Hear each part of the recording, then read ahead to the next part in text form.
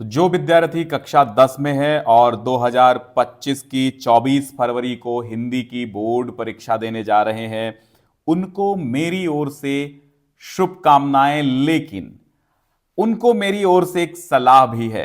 क्या? हम आपसे एक सवाल पूछना चाहेंगे कि अगर आपने पूरी किताब रट ली है तो क्या पूरी किताब रटने मात्र से, या फिर आपको पूरी किताब हिंदी की याद है, तो क्या पूरी किताब याद होने मात्र से आपको 100% नंबर मिल जाएंगे, 70 में 70 अंक हिंदी में मिल जाएंगे? मेरा उत्तर तो होगा नहीं मिल पाएंगे। क्यों?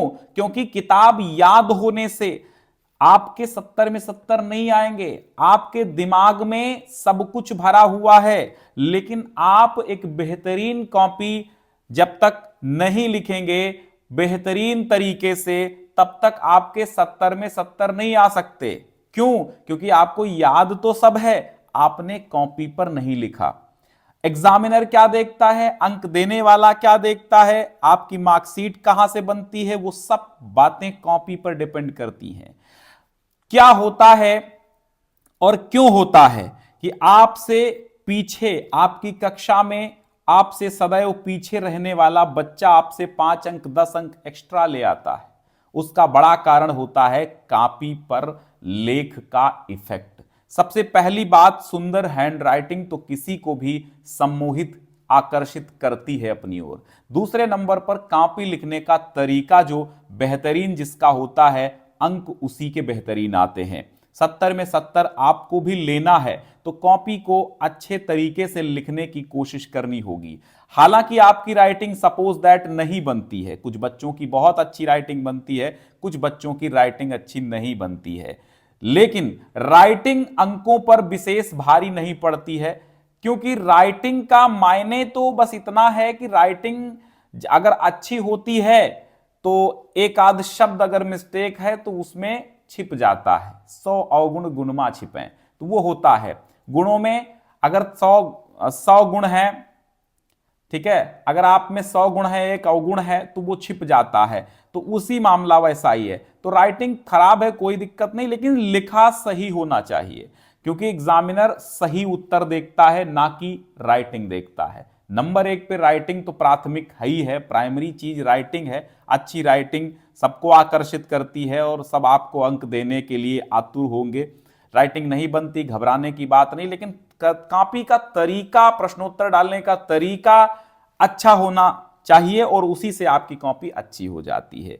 आइए, हमारे पास कक्षा 10 की एक बच्चे ने हिंदी की कॉपी लिख के भेजी हो, और इस उम्मीद के साथ कि हम अच्छे से उसको चेक करें, उसकी त्रुटियां बताएं, उसके गुण बताएं, उसके दोष बताएं, क्योंकि गुण और दोष दोनों बताने में ही आप सक्सेसफुल हो सकते हैं, आप अपनी त्रुटियों को सुधार सकते हैं। तो यहां पर एक पेपर है, सपोज दैट ये डेमो पेपर है, लेकिन ऐसे ही पैटर्न पर आपका बोर्ड एग्जाम 2025 का पेपर आना है। तो बच्चे ने, हमने चेक किया है कंप्लीट इन प्रश्नों का उत्तर, तो बच्चे के 19 मिले हैं 20 में से। ठीक है, 20 में से 19, चूंकि एक मिस्टेक कर दी है उसने ओएमआर में, ये आंसर जो है इसने 2 दे दिए हैं यहां पर, तो 1 अंक कट के 19 अंक इनके कंप्लीट हो गए हैं। कोई दिक्कत नहीं है, ओएमआर 19 मिल गए हैं। ध्यान रखना, आप देखना है कि कॉपी में जो बाखंड आपका कॉपी पे हल किया जाता है, आपके उसमें कितने अंक मिलते हैं। आइए, यहां पर बाखंड शुरू हो जाता है, और बाखंड यहां पर शुरू होता है तो सबसे पहले तो एक बात यह है कि आप प्रश्न को कायदे से पढ़िए। जो बच्चे प्रश्न को कायदे से पढ़ते हैं, अपनी वीडियो क्वालिटी बढ़ा लीजिए ताकि आपको बेहतरीन तरीके से ये चीजें दिख सकें। ठीक है, 720 और 1080p पे आप अपनी क्वालिटी सेट कर लीजिए ताकि आपको क्लियर दिखे, चूंकि यहां पर फॉन्ट साइज छोटा है। तो यहां पर सबसे पहला जो प्रश्न आता है, 2 गद्यांशों में से एक का हिंदी में बहुत एक के नीचे 3 प्रश्न आते हैं जिनका उत्तर देना होता है, 2 में से एक करना होता है। तो यहां पर लिखा है, एक उपवन को पाकर भगवान को धन्यवाद देते हुए उसका आनंद नहीं लेना और बराबर इस चिंता में निमग्न रहना कि इससे भी बड़ा उपवन क्यों नहीं मिला, एक ऐसा दोष है जिससे ईर्ष्यालु व्यक्ति का चरित्र और भी भयंकर हो उठता है। तो बच्चे ने उत्तर देना शुरू किया। सबसे पहले तो खंडबा वर्णात्मक प्रश्न लिखा है, यहां पर खंडबा एक ब्लैक मोटे पेन से आपको लिख लेना है और इसका संकेत जरूर डालना है। इसे आद्यंत कहते हैं, आदि और अंत इस गद्यांश का लिखना है। बहुत तरीका अच्छा है। एक हाशिया इधर खींचना है, अगर खिंचा हुआ है तो ना खींचो, इधर हाशिया खींचने की कोई आवश्यकता नहीं है। हमेशा कोशिश करें कि एक क्रमबद्ध तरीके से हर प्रश्न का उत्तर दें। यानी अगर सीरियल से जब आप उत्तर देते हैं किसी प्रश्न का, तो जब सीरियल से उत्तर देते हैं तो एग्जामिनर को चेक करने में सरलता मिलती है।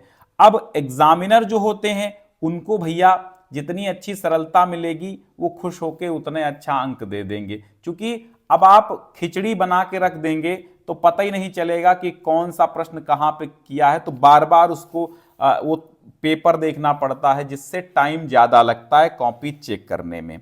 आप एक बार पेपर सरसरी नजर से पहले देखिए, अगर सारे प्रश्नों के उत्तर आ रहे हैं तो आप सीरियल से उत्तर लिखना प्रारंभ कर दीजिए। No doubt, no tension, no problem, ठीक है। अब यहां देखिए कैसे लिखा है इन्होंने, फिर इधर डाला का और खा। भाई ये इसीलिए ये हाशिया होता है कि आप इधर लिखें, कोई दिक्कत नहीं, आप इधर भी लिख सकते हैं। तो पाठ का नाम, सबसे पहला प्रश्न है गद्यांश के पाठ का नाम, लेखक का नाम। यदि यहां पर संदर्भ कहता तो आपको संदर्भ लिखना था, यहां पर संदर्भ नहीं कहा इसने, तो जैसा प्रश्न वैसा उत्तर। तो पाठ का नाम, लेखक का नाम, 2 अंक यहां पर क्लियर हो गए। फिर रेखांकित अंश की व्याख्या, आप यहां हेडिंग डालेंगे रेखांकित अंश की व्याख्या दिनकर जी कहते हैं, और पूरी व्याख्या कर देंगे। बच्चे ने बहुत अच्छे से कर दी व्याख्या, है ना। विशेष तौर पे किसी को पढ़ने का टाइम नहीं रहता, बस सरसरी नजर से देखा जाता है। व्याख्या बच्चे की लगभग सही है, चलो भाई, है ना।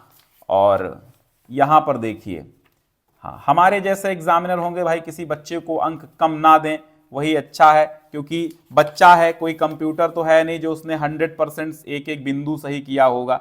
बहुत सारे बच्चों के एक एक बिंदु सही भी होते हैं, तो कोशिश करिए कि त्रुटियां ना हो। लेकिन यह है कि आप 1000 शब्द लिखते हैं तो एक दो शब्द अगर त्रुटिवश भी हैं तो उसके अंक नहीं कटते, घबराने की बात नहीं है। फिर अगला तीसरा प्रश्न आता है। तीसरा प्रश्न यहां पर दिया गया है कि ईर्ष्यालु व्यक्ति का चरित्र कब भयंकर हो उठता है, तो तब भयंकर हो उठता है जब वो हर समय इसी चिंता में डूबा रहता है कि उसको जो मिला उससे अच्छा उपवन अर्थात वस्तु क्यों नहीं मिला। हाँ ठीक है, चलो भाई, 2 अंक यहां पर भी मिल गए, ठीक है, हो गया।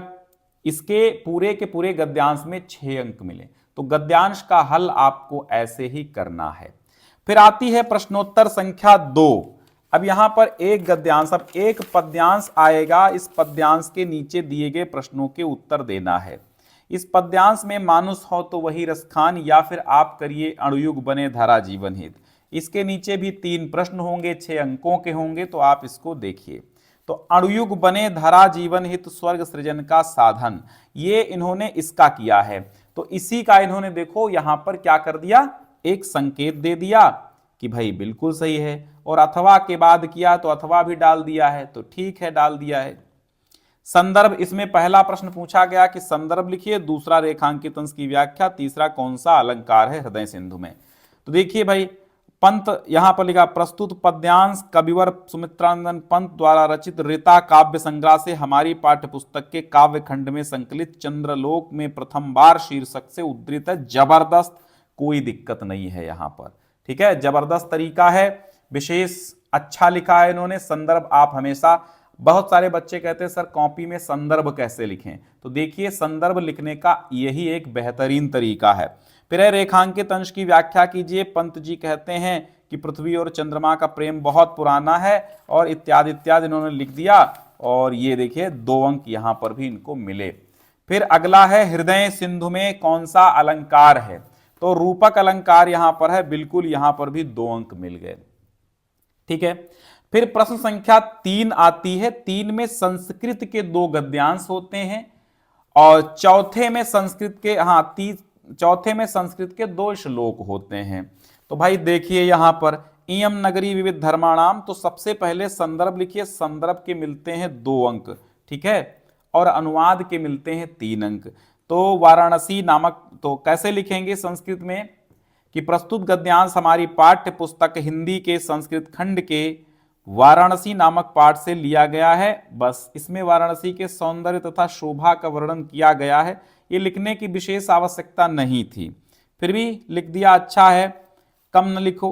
हिंदी अनुवाद फिर इन्होंने हेडिंग डाली, और ये नगरी अनेक धर्मों की संगम स्थली है, महात्मा बुद्ध, तीर्थंकर, पार्श्वनाथ, ये सब लिख दिया इन्होंने। बहुत अच्छा लिखा, और पूरे के पूरे इन्होंने अनुवाद लगभग सही कर दिया है। 3 अंक यहां पर भी मिल गए। ठीक है, प्रश्न संख्या 4 आती है, एक श्लोक का हिंदी अनुवाद करना होता है। तो यहां अपदो दूरगामी, हाँ ये वाला श्लोक अपदो दूरगामी वाला श्लोक का इन्होंने हिंदी अनुवाद किया है कि अपदो दूरगामी च साक्षरो न च पंडितः अमुख स्फुट वक्ता चयु जानाति स पंडितः। बहुत अच्छा। प्रस्तुत श्लोक हमारी पाठ्य पुस्तक हिंदी के संस्कृत खंड के प्रबुद्धो ग्रामीणः नामक पाठ से लिया गया है। 2 अंक। बिना पैरों का है किंतु दूर तक जाता है साक्षर। ठीक है भैया, 3 अंक यहां पर। चलिए अब यहां देखिए 5वां प्रश्न आता है। 5वें में क्या होता है आप सभी जानते हैं, आपका एक खंड काव्य होता है। खंड काव्य 3 अंकों का आता है। बहुत सारे बच्चों का ये डाउट रहता है कि सर खंड काव्य जो होता है, खंड काव्य में 2 प्रश्न दिए रहते हैं, तो क्या हमको 2 करना है? मैं कहूंगा नहीं बेटा, 1 करना है। चूंकि यहां 3 अंक हैं, अगर 2 करना होता तो 1.5 + 1.5 होकर 3 होते, बराबर लिखा होता। यहां 3 अंक ओनली 1 क्वेश्चन के लिए हैं।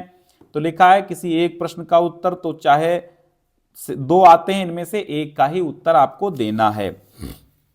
ठीक है, 1 का ही उत्तर आपको देना है। अब यहां देखिए इन्होंने पंचम सर्ग का वार्तालाप, पंचम सर्ग कौन सा है भाई? 5वें का इन्होंने घा फस्ट किया है। 5 का घा फस्ट, ये 5 का घा का फस्ट किया है। प्रमुख पात्र का चरित्रांकन मातृभूमि के लिए खंड काव्य का। ठीक है, तो प्रश्नोत्तर संख्या बिल्कुल सही डालें, क्योंकि प्रश्नोत्तर संख्या गलत डालने पर अंक कट सकते हैं। ठीक है, कुंती ने देखा युद्ध अनिवार्य है, पांडव केवल 5 और कौरव 100 हैं। अच्छा, इन्होंने क्या किया है, सेकंड वाला किया है क्या, बलिदान सर्ग की कथावत। ये कहां से कर दिया इन्होंने? 5वें के घा का फस्ट किया है। तो 5वें के घा का फस्ट, प्रमुख पात्र मातृभूमि के लिए। अब ये प्रश्नोत्तर संख्या क्या इनकी सही है? इन्होंने वही गलती कर दी कि भाई देखिए अंगा वाला माँ बेटा सर्ग की कथावस्तु लिखनी थी कर्ण की, तो इन्होंने घाव का फर्स्ट डाल दिया, अंगा का फर्स्ट डालना था। अब चूंकि मैं चेक कर रहा हूं तो मैं इसको सही मान लूंगा, कर दूंगा सही, चूंकि मैंने चेक कर लिया। लेकिन अब अदर एग्जामिनर दिक्कत कर देगा ना, तो इसलिए जो है आपको ध्यान देना है भैया कि ये गलती आपसे नहीं होनी चाहिए, है ना, ये गलती आपसे कतई नहीं होनी चाहिए, वरना आप भी ये है कि अंक यहां से 3 चले जाएंगे आपके। ठीक है, तो यहां ध्यान दीजिएगा, इसको मैं 3 अंक यहां पर दे देता हूं, क्योंकि अब इन्होंने केवल प्रश्नोत्तर संख्या गलत की है, मैंने देख के समझ लिया है, बाकी एग्जामिनर नहीं समझेंगे। अगला प्रश्न जो करते हैं ये कौन सा प्रश्न इन्होंने किया है, देखते हैं भाई आगे। ठीक, अगला आता है भैया जीवन परिचय। बड़े सवाल बच्चों के रहते हैं कि भाई जीवन परिचय कैसे लिखें, साहित्यिक परिचय कैसे लिखें। साहित्यिक परिचय तो नहीं होता, आपका जीवन परिचय भाई लिखना होता है। ठीक है, तो जीवन परिचय आप लिखिए, कैसे लिखेंगे आइए समझते हैं। जो सही तरीका है वही है। सबसे बड़ी बात यह है कि हमेशा देखो प्रश्नोत्तर संख्या नए पेज से आपको डालनी चाहिए, नई प्रश्नोत्तर संख्या नए पेज से डालनी चाहिए, ये बात ध्यान रखना। अब यहां पर ये गड़बड़ मामला है कि यहां पर प्रश्नोत्तर संख्या इधर समाप्ति पर डाल दी गई, अब यहां पर आधा ही मामला आ रहा है। तो हमेशा नए पेज से नए खंड का प्रश्नोत्तर संख्या शुरू होनी चाहिए, ये बड़ी गलती है, इसको सुधारना है। अब आचार्य रामचंद्र शुक्ल का जो जीवन परिचय लिखा गया, सबसे पहले एक फ्लो चार्ट इन्होंने बनाया, बॉक्स, भाई बिल्कुल सही बॉक्स का इस्तेमाल किया है, बहुत सही तरीका है, इसको पढ़ के ही अंक समझ लो मिल जाएंगे एक प्रकार से। तो इनका परिचय लिखना शुरू हुआ भाई कि जन्म, जन्म स्थान, पिता, शिक्षा इत्यादि इन्होंने सब कुछ लिख दिया। फिर जीवन परिचय हेडिंग डाली है। और देखिए जो जो चीजें, सही जीवन परिचय कैसे लिखना, ऐसा ही तरीका बिल्कुल सही तरीका है। इन्होंने देखो, इन्होंने क्या किया है कि जो जो चीजें हाईलाइट होनी चाहिए वो इन्होंने ब्लैक पेन से लिख दिया है। सो बेस्ट तरीका है। और फिर देखिएगा यहां पर इन्होंने यहां पर भी जीवन परिचय में पूरा करने के बाद यहां पर रचनाएं प्रमुख डाल दी हैं। अब इनको मिलते हैं पूरे 5 में से 5 अंक, कोई भी अंक नहीं कटेगा। अब अगला कवि का जीवन परिचय सूरदास का लिखना है, तो इसको हमेशा याद रखिए नए पेज से इस्तेमाल करना है, नए पेज से स्टार्ट करना है इसको। सूरदास का है वही तरह जो फ्लो चार्ट बनाया है इन्होंने सही बनाया है, ठीक है। तो सही फ्लो चार्ट है, जीवन परिचय डाला, फिर बहुत अच्छे तरीके से इन्होंने सब कुछ लिख दिया है, बिल्कुल सही है यहाँ पर। और रचनाएं भी प्रमुख डाल दी। तो 5 अंक हम यहाँ पर भी दे रहे हैं, लेकिन नए पेज से स्टार्टिंग इनको करनी चाहिए थी। फिर प्रश्नोत्तर संख्या 7 एक श्लोक आता है लिखने को 2 अंकों का, सर्वे भवन्तु सुखिनः सर्वे सन्तु निरामया सर्वे भद्राणि पश्यन्तु मा कश्चित् दुःख भाग् भवेत्। अब देख लें पेपर में आया तो नहीं है कहीं पर, क्योंकि यही इसमें आता है कि भाई पेपर में आना नहीं चाहिए जो लिखो यहाँ पर। तो 2 श्लोक यहाँ आए हैं, चलिए हाँ नहीं आया है पेपर में। फिर प्रश्नोत्तर संख्या 8 में आपको 2 प्रश्नों के उत्तर संस्कृत में देने होते हैं। तो भाई देखिए, जना सुवर्णम गुंज्या सा तोलयन्त इति सुवर्ण से मुख्य दुखम। अब यहां वर्ण से इन्होंने लिख दिया है, वर्ण से मुख्य दुखम नहीं, सुवर्ण से मुख्य दुखम होना चाहिए। श्वेत केतु वारुणे आसीत, यहां भी सही है। 2 ये हो गए। और यहां पर चूंकि अब ये गलत है, सुवर्ण से मुख्य दुखम, अब इन्होंने सु लगाना ये भूल गए हैं। जैसे देखो यहां पर प्रश्न क्या था, प्रश्न ये था कि भाई सुवर्ण से मुख्यम दुखम किमस्ति, तो इन्होंने क्या किया, इन्होंने बस इतना लिख दिया जना सुवर्णम गुंजया सह तोलयन्त इति सुवर्ण से मुख्यम दुखम। तो खैर विशेष मायने नहीं रखता, तो यहां पर हम भाई नहीं काट रहे हैं अंक, ठीक है, क्योंकि ये त्रुटि नहीं मानी जाएगी, क्योंकि उत्तर तो सही उसने लिखा। अब आता है मामला निबंध का कि एक अच्छा निबंध कैसे लिखें, एक अच्छे निबंध की क्या विशेषताएं होती हैं। तो अच्छे निबंध में सबसे पहले हमें रूपरेखा बनानी है। पहले निबंध की प्रश्नोत्तर संख्या डालनी है, प्रश्नोत्तर संख्या के बाद निबंध का शीर्षक डालना है, फिर रूपरेखा बनानी है, फिर आपको पहली हेडिंग डालना है और फिर निबंध स्टार्ट कर देना है, ठीक है। पहली हेडिंग डाल दिया, निबंध स्टार्ट, प्रस्तावना राष्ट्रीय एकता एक नैतिक और मनोवैज्ञानिक, बहुत बढ़िया, पहली लाइन में ही बिठा दिया मामला। अब फिर राष्ट्रीय एकता की आवश्यकता क्यों है, ये भी सही हो गया। राष्ट्रीय एकता के अवरोधक तत्व क्या है, बिल्कुल सही है, क्योंकि मैं पहले ही पढ़ चुका हूं इस कॉपी को, इसलिए मुझे लगता है सही है। फिर राष्ट्रीय एकता के पोषक तत्व, उपसंहार, ठीक है। मेन हेडिंग्स होती हैं, हेडिंग सही हो बस। अब इन्होंने देखो 1 पेज 2 पेज और ये 3 पेज, 1 पेज 2 पेज 3 पेजों में इस निबंध को निपटाया है। तो पूरे के पूरे 7 अंक इनको मिल जाते हैं, क्योंकि 3 पेजों में निबंध इन्होंने अच्छे तरीके से लिखा है, राइटिंग बना बना के, ठीक है। तो इनको मिल जाते हैं 7 अंक। फिर यहाँ है एक लिखा है इन्होंने 10 नंबर पे, क्या लिखा है, एक लिखा है इन्होंने भाई की शादी में शामिल होने के लिए 3 दिन के अवकाश है प्रार्थना पत्र, ठीक है, 4 अंकों में है। तो यहाँ पर इन्होंने लिखा सेवा में श्रीमान जी, प्रधानाचार्य जी, इंटर कॉलेज, ठीक है। अब जो अपना सही पता नहीं लिखना है, पता एक काल्पनिक पता डालना है यहाँ पर। विषय भाई की शादी में सम्मिलित होने हेतु 3 दिनों के अवकाश है प्रार्थना पत्र। और महोदय सविनय निवेदन है कि मैं आपके विद्यालय की कक्षा 10वीं आ का छात्र हूं और 3/10 से 5/10/2024 तक विद्यालय आने में असमर्थ हूं, क्योंकि इसी बीच भाई की शादी है। शादी नहीं, यहाँ पर विवाह लिखते तो और अच्छा रहता, नहीं हिंदी लिख रहे हो ना, विवाह लिखते, जिसके कारण सामान को नहीं, सामान को बाजार से लाना है पिताजी, और मेरे अलावा अन्य कोई सदस्य घर पर नहीं है। आप तो जानते ही हैं कि शादी के समय अन्य बहुत कार्य होते हैं। अब ये लाइन आपको नहीं छोड़नी है, ठीक है, ये लाइन नहीं, ये वाला यहीं से स्टार्ट करना था, ठीक है। तो इस अतः निवेदन है, हालांकि इनकी भाषा ठीक है। तो भाई बात यह है कि मामला पत्र का जब आए तो पत्र में भाई त्रुटियां विशेष नहीं होनी चाहिए, पत्र में त्रुटियां होने से अंक कटते हैं। परंतु अब यहां पर हम क्या करें, असमंजस की स्थिति में है, तो ठीक है मैं दे देता हूं इनको भाई 4 अंक, ये भी दया दृष्टि। तो यहाँ पर 1 अंक कटना था पूरी कॉपी में, लेकिन मैंने नहीं काटा क्योंकि आधा अंक पहले और आधा अंक अब, लेकिन नहीं काटा। तो यहाँ हम देखते हैं कि भाई इनके जो कॉपी में मिल गए हैं, 1 अंक कहीं पर गलत किया था, नहीं गलत किया है, कहाँ गलत किया है, शायद गलत इन्होंने कहीं नहीं किया है। ठीक है, हाँ 1 अंक चूंकि OMR में इसके 19 थे और इसमें मिल गए इनको 50, तो पूरे के पूरे इनके हो गए 69 अंक। कितने हैं? 69 अंक। 69 अंक इनको मिल गए हैं। ठीक है, यानी 1 अंक केवल कटा है OMR की वजह से, तो यहां पर इनको मिलते हैं पूरे 70 में 69 अंक। ठीक है, तो इसी तरह आप एक बेहतरीन कॉपी लिखिए और बेहतरीन अंक पाइए। बहुत बहुत धन्यवाद। बहुत सारे बच्चों को इसको भेजिए क्योंकि बहुत सारे बच्चों को जरूरत है इसकी।